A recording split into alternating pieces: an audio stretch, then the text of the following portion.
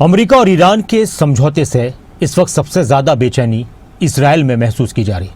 Israel की तरफ से तरह तरह के बयान आ रहे हैं। हालांकि दुनिया भर के और देशों ने इस शांति समझौते को दुनिया के लिए बेहतर बताया। अमेरिका ईरान डील के दावे ने पूरी दुनिया का ध्यान अपनी ओर खींच लिया है। ट्रंप इसे शांति की दिशा में बड़ा कदम बता रहे हैं, जबकि इसराइल ने साफ कर दिया है कि वो ईरान को परमाणु ताकत नहीं बनने देगा। और यहां तक कि अमेरिका की इस डील को लेकर भी तरह तरह की बयानबाजी इसराइल में हुई है। तो वहीं अमेरिका के अंदर जो विपक्षी पार्टियां हैं या पूर्व राष्ट्रपति रहे हैं बराक ओबामा, उन्होंने डोनाल्ड ट्रंप के ऊपर तंज कसा है। आखिर समझौते में क्या कुछ बातें निकलकर सामने आ रही हैं और क्यों इसको लेकर इतनी हलचल मची हुई है, दुनिया के अलग अलग देशों की तरफ से इस समझौते पर क्या प्रतिक्रिया आई है, ये रिपोर्ट देखिए।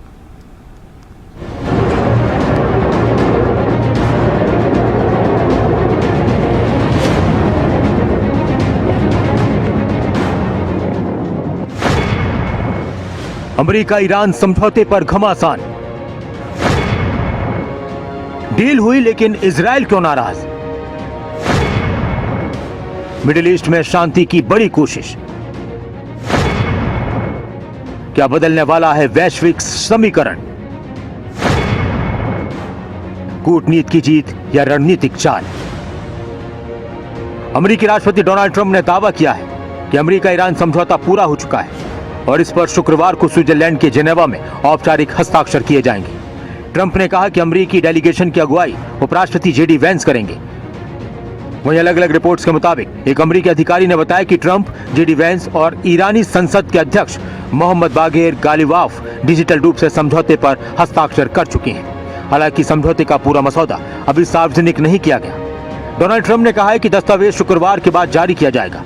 मीडिया रिपोर्ट्स में दावा किया गया कि दोनों देशों के बीच 14 पॉइंट्स वाला एक शुरुआती मसौदा तैयार हुआ है, जिस पर आगे तकनीकी स्तर पर बातचीत होगी।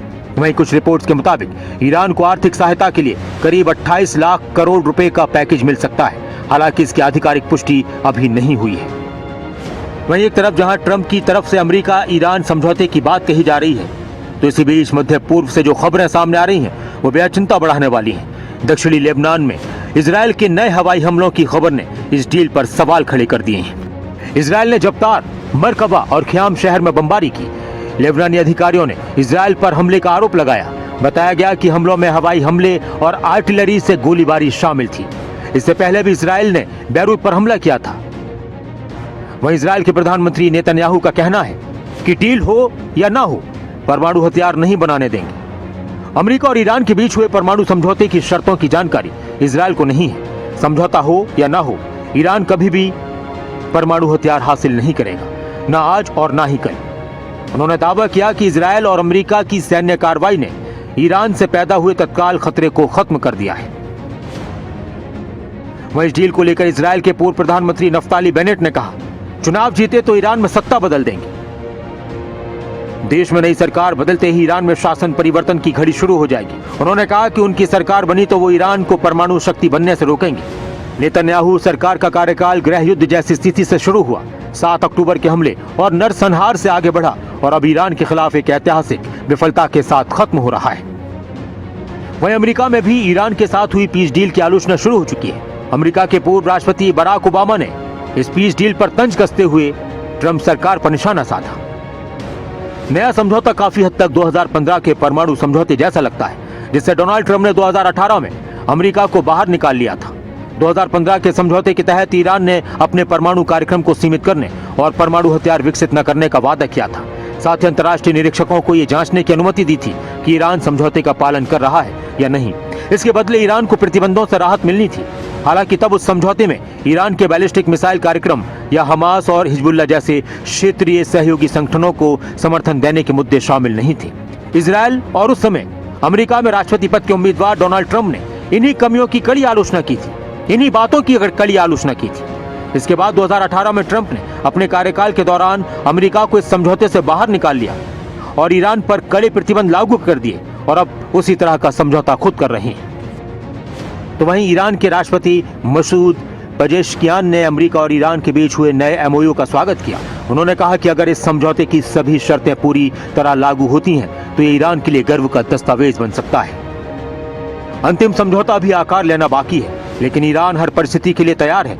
तैयार किया गया एमओयू कई महीनों की बातचीत और लगातार कोशिशों का नतीजा है। ईरानी राष्ट्रपति ने पीस डील की कोशिशों में अहम भूमिका निभाने वाले संसद अध्यक्ष मोहम्मद बागिर गालिबाफ, विदेश मंत्री अब्बास अरागची, शूरा परिषद के सदस्य और अन्य लोगों की तारीफ की। अमेरिका और ईरान के बीच समझौते की घोषणा के बावजूद हॉर्मुज स्ट्रेट में जहाजों की आवाजाही अभी सामान्य नहीं हो सकी है। जहाजों की निगरानी करने वाली वेबसाइट मरीन ट्रैफिक के मुताबिक समझौते की घोषणा के बाद अब तक सिर्फ 4 तेल टैंकर, कुछ मालवाहक जहाज और छोटे पोत ही स्ट्रेट को पार कर पाए। उधर पाकिस्तान के प्रधानमंत्री शहबाज शरीफ का भी बयान आया। उन्होंने कहा कि दोनों देश 19 जून को स्विट्जरलैंड के जेनेवा में पीस डील पर दस्तखत करेंगे। अगर ऐसा होता है तो 47 साल में तेहरान और वाशिंगटन के बीच ये पहली हाई लेवल बैठक होगी। अब आपको बताते हैं उन 14 पॉइंट्स के बारे में जिनको लेकर युद्ध विराम पर सहमति बनी है।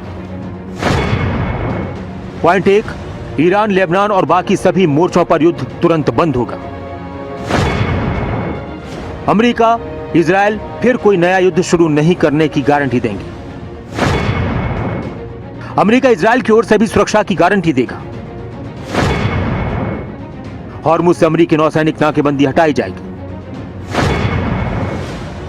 ईरानी जहाजों और समुद्री व्यापार पर लगी पाबंदियां खत्म की जाएंगी। 30 दिन के भीतर समुद्री व्यापार को पहले की तरह बहाल किया जाएगा। हॉर्मुज स्ट्रेट दोबारा खोला जाएगा। ईरान के अरबों डॉलर के फ्रीज्ड फंड जारी किए जाएंगे। शुरुआती चरण में फ्रीज फंड का आधा हिस्सा जारी होगा। ईरान पर लगे प्रतिबंधों को हटाने की प्रक्रिया शुरू होगी। अमेरिका प्राइमरी और सेकेंडरी दोनों तरह के प्रतिबंध हटाने पर बातचीत करेगा। अमेरिका 30 दिन के भीतर ईरान के आसपास के इलाकों से सैन्य मौजूदगी कम करेगा। ईरान परमाणु हथियार नहीं बनाने का अपना कमिटमेंट दोहराएगा। 60 दिन की आखिरी बातचीत होगी जिसमें परमाणु कार्यक्रम, प्रतिबंधों में राहत और युद्ध के बाद पुनर्निर्माण जैसे मुद्दों पर समझौते की कोशिश होगी। डोनाल्ड ट्रंप की तरफ से पीस डील के दावे पर अलग अलग देशों की प्रतिक्रियाएं भी सामने आई हैं। भारत के प्रधानमंत्री नरेंद्र मोदी ने अपने सोशल मीडिया पर लिखा कि उन्हें उम्मीद है कि सहमति लागू होने के बाद शांति और स्थिरता बहाल होगी। पाकिस्तान के प्रधानमंत्री शहबाज शरीफ ने इस डील को शांति की दिशा में ऐतिहासिक कदम बताया। पाकिस्तान और कतर की मध्यस्थता के रूप में भूमिका की तारीफ की। ओमान के विदेश मंत्री अल वुसैदी ने कहा कि कूटनीति और समझदारी की समय पर मिली जीत है। सऊदी अरब ने हॉर्मुज में सुरक्षित आवाजाही और स्थायी शांति बहाल करने की उम्मीद जताई। जॉर्डन ने अंतर्राष्ट्रीय कानून के तहत विवाद सुलझाने का समर्थन किया। चीन की तरफ से कहा गया कि पाकिस्तान और कतर की मध्यस्थता तारीफ के योग्य है। हॉर्मुज में सुरक्षित आवाजाही और शांति की उम्मीद है। ब्रिटेन के प्रधानमंत्री कीर स्टारमर ने समझौते को महत्वपूर्ण सफलता बताया। अमेरिका और ईरान दोनों पक्ष समझौते को ऐतिहासिक बता रहे हैं, लेकिन दस्तावेज का पूरा मसौदा भी सार्वजनिक नहीं हुआ है। ऐसे में 14 सूत्रीय समझौते और आर्थिक पैकेज से जुड़े कई दावों की आधिकारिक पुष्टि होने का इंतजार है। वहीं इजरायल और अमेरिका के विपक्षी नेताओं और कई विशेषज्ञों ने इस समझौते के दीर्घकालिक प्रभावों पर सवाल उठाए। अब निगाहें जेनेवा में प्रस्तावित औपचारिक हस्ताक्षर और उसके बाद जारी होने वाले आधिकारिक दस्तावेज पर टिकी हैं। न्यूज डेस्क, खबर अभी तक।